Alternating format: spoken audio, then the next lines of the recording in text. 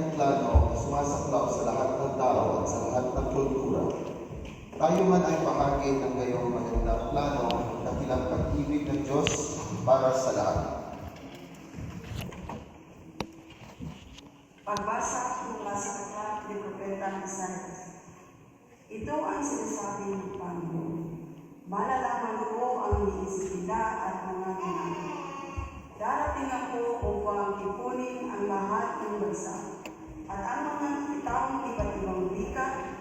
Malalaman nila kung gaano ako kadakil. Malalaman din nila kung gaano ako nagpaparusa sa kanila. Ngunit magtira ako ng ilan upang ipapadala sa iba't ibang bansa.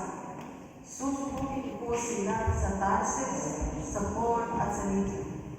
Ang mga dakong sanay sa paggamit ng pana, magsusubok rin ako sa Tubal at Jabal at sa mga baybaying hindi pa ako nababalita sa aking kabundukan. Ipapahayag nila at sa lahat ng bansa kung gaano ako kadakil. Bilang handog sa aking banal na bundok sa Jerusalem, ibabalik nila ang mga kababayan ninyong buhat sa pagtatapon sa kanila.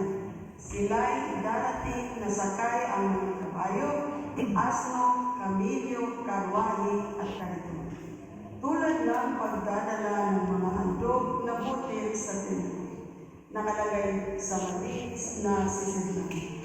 Ang ilan sa kanila ay gagawin kong saserdote at ang ilan ay bibigyan. Ang salita